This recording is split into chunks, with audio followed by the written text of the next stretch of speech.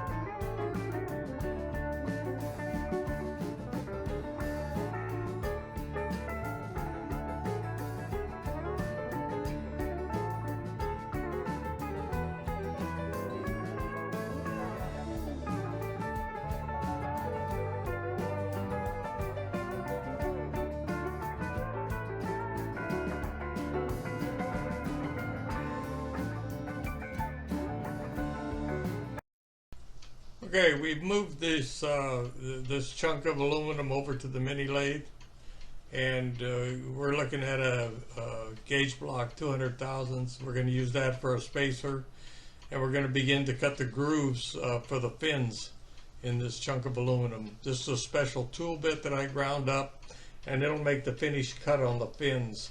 It's got a rounded point. It's 93 thousandths thick, and so that's a special tool bit that we're going to be using.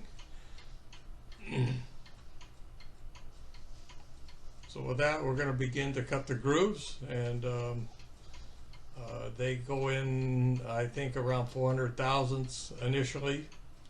And so with that, enjoy.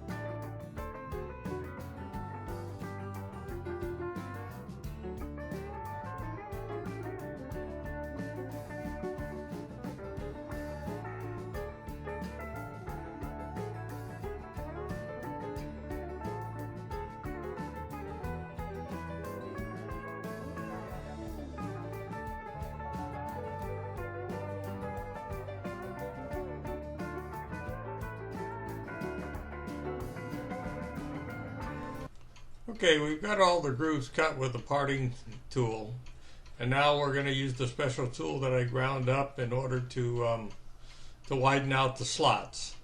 So that's what we're doing now. We're going to widen each one of these slots out to a depth of 400 and maybe about 437 thousandths, I think. A little deeper than we went with the parting tool because we got the rounded end on this tool that's going to finish out the bottom of each groove. So with that, we'll carry on, and we're going to do each one of the grooves, and we're only going to show a little bit of this on video because it's just a repetitious pattern. So with that, we'll stop here and continue on with the next phase.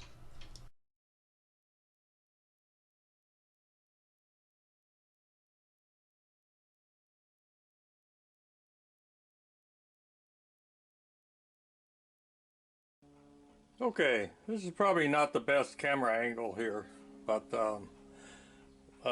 and I should find some kind of a pointer to point with. I don't know where I have something like that. I guess I'll use my finger. So what we're doing now, we're going to cut a 3.5 degree angle on each side of each one of the fins. So that's what we're going to do. We have the let me zoom out a little bit. So we have the special tool bit that I showed you last time, and we have the compound set at 3.5 degrees, and we have the tool post set perpendicular to the work, and we're using the compound dial to dial in the angle or the bevel cut. So we have to do this. I've started on one side, and I don't know if I'll have enough room. My stop may not work. I have a stop set up down here, but the micrometer thimble looks like it's going to run out of room, so I'm going to have to devise a different stop. But anyway, with that, we're going to continue on here.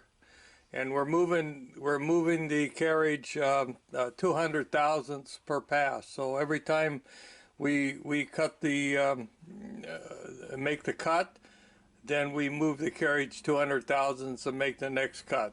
So off camera, what I had to change the chuck. I had a 4-inch chuck, and I had to go down to a 3-inch chuck, or whatever this is, small chuck anyway. And I ran out of room. I needed to use the last, or the first, however you want to look at it, space in the chuck to chuck this up. And with the 4-inch chuck, I was having to use the second one, which left too much hangover, and I wasn't able to get down here at the end. I had to make a groove, a wide groove down here, down to 170 thousandths to match the front. So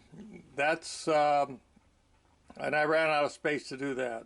So what I had to do there is run the parting tool in to the correct depth like 3 different times, and then I have a kind of a grooving tool that I was able to use to make the slot.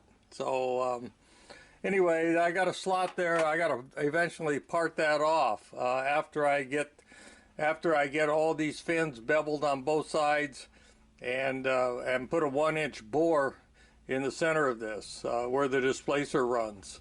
So with that, I'll put a little bit of this on film, and then we'll move on to the next phase.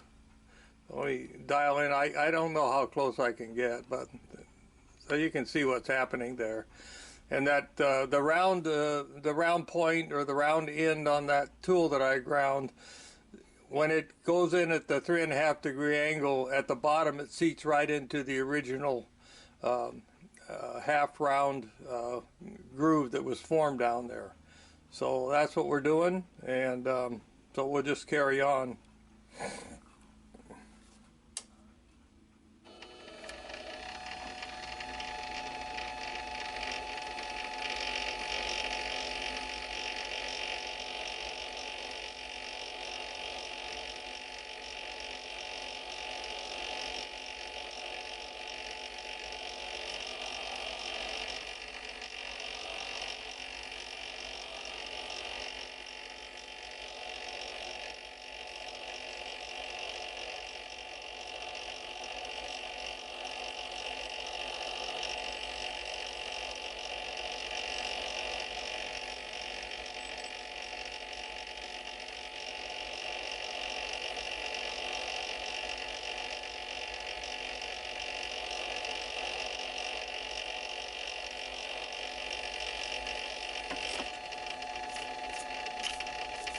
Eventually it gets kind of hard to see down in there.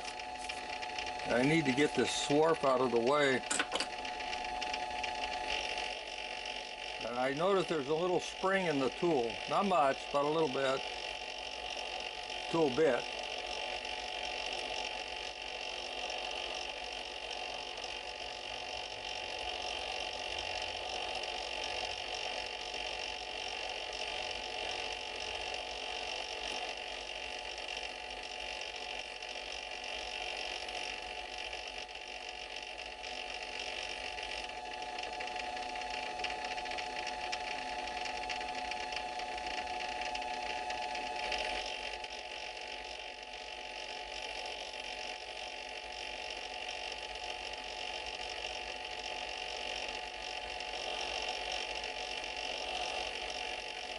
There we are hitting bottom, I'm pretty sure.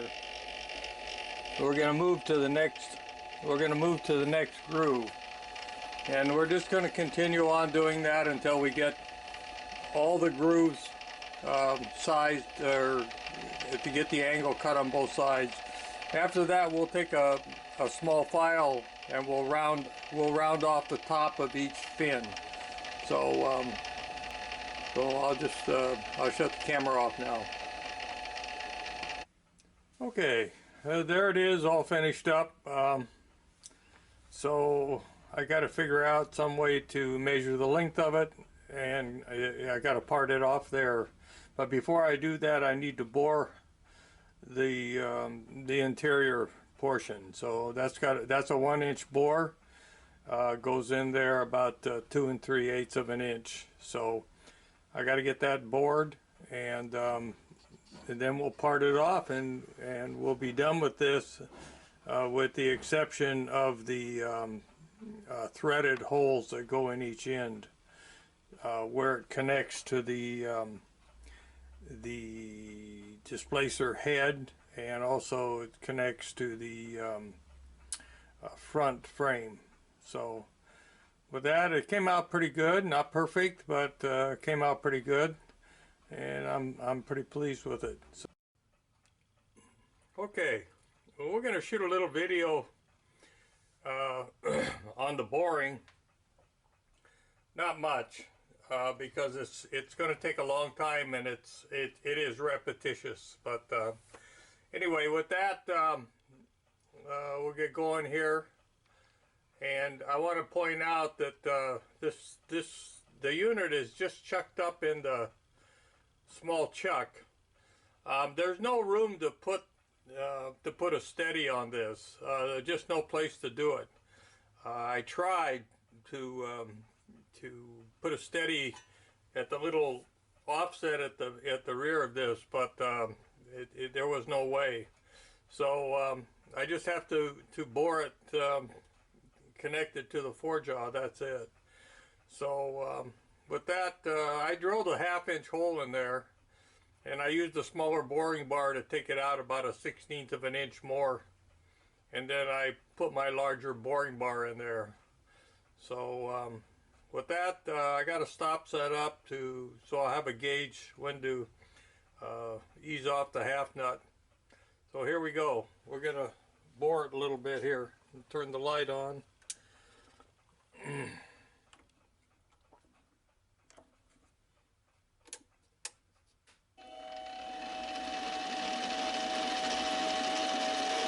Maybe a little WD-40 in the hole there. Oh, boy, got away from me there. Yeah, I'll take a pretty good chunk off here, and I'm going to feed it slow.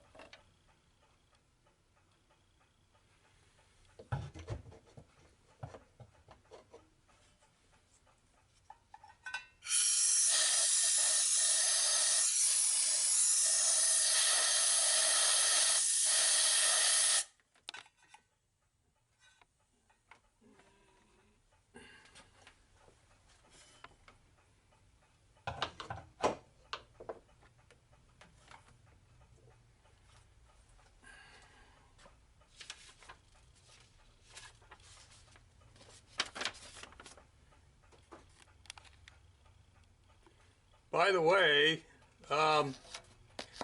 this is the drawing that I'm working from. This is not Jerry Howell's drawing. This is my CAD work here. I always develop everything in CAD, even if I have a set of drawings supplied by somebody else. So it helps me work out all the kinks and so forth and so on. So that's what I'm working from. And you see above the displacer cylinder is the power cylinder. That I won't show on video, but because it's almost the same process as the displacer cylinder, except for the fact that it is a bit smaller, and it does have a brass liner in it.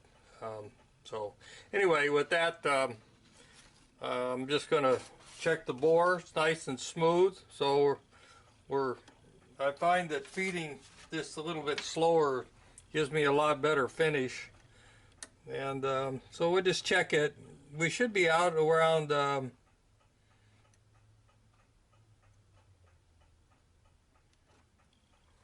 let's see where we're at here.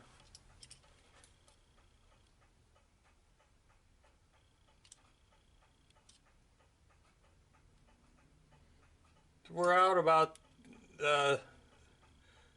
little bit more than 650,000, 664,000. So we are a little ways out, but we got a long way to go. We got to go out to 1 inch. So with that, I'll close this little segment here, and so I'll bring you back for the next little phase. Okay, we finished boring it out, and so we're gonna part it off, and then we'll be pretty much done with it, with the exception of a bunch of tapped mounting holes that go into it, that I'll have to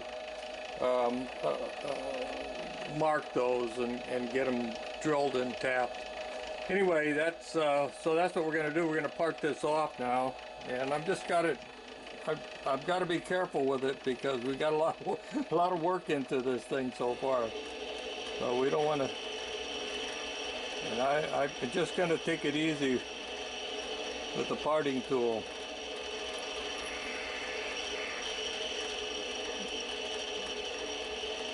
This is not the parting tool that I would normally use, but it's one that I had set up for the groove, so it's already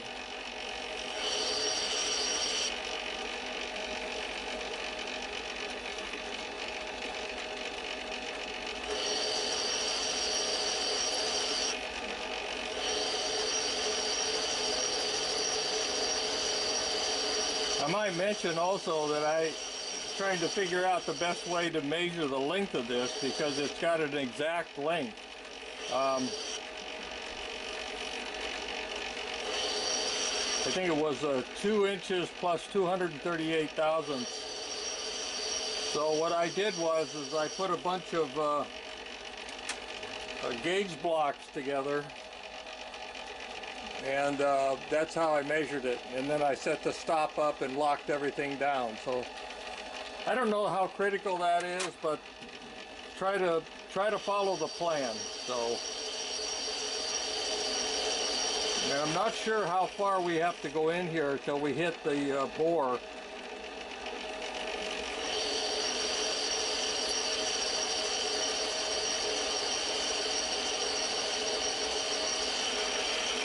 I put a big chuck on here, on the big drill chuck on here to hold a 5/8 bar. We're still going to drop about 5/16 when this drops off, so I didn't have any chuck big enough to hold a 3/4, so I had to use a 5/8 bar.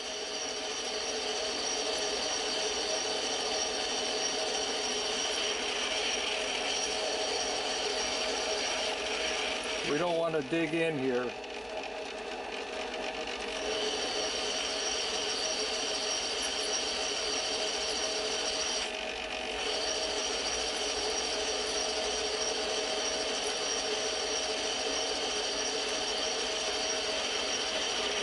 Once I get this off here, I'll show you what the mating surfaces are, and that'll be the conclusion of this video. The power cylinder is very, very similar to this.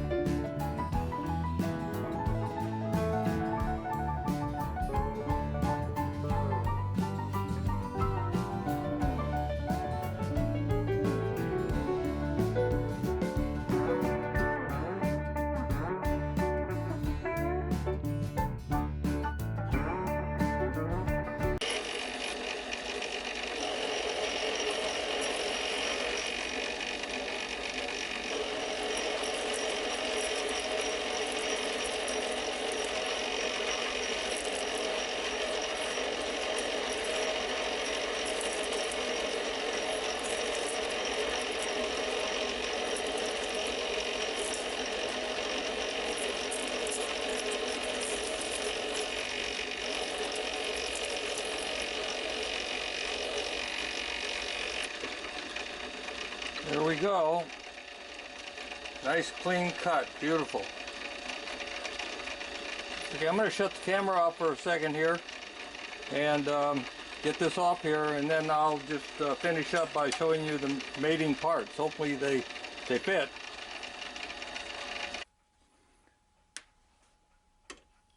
Okay, there's the part we just cut off. So you can see what the whole thing looks like. There's the bore. Bore came out nice, fairly symmetrical. We might be a couple thousandths one way or the other, but I think it's okay. So now I'm going to shut the camera off again, and I'll show you the mating parts. There's what the setup looks like. Let me move the camera around a little bit. We're kind of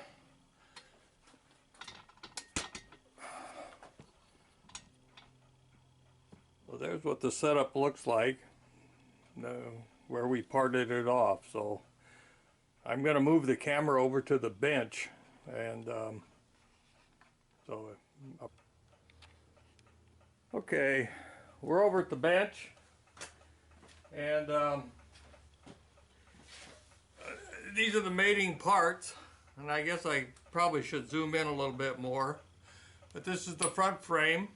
Okay, this is what we just made, the displacer cylinder with a 1-inch bore in it, and it fits onto here, and there's like 6 mounting screws that mount this up.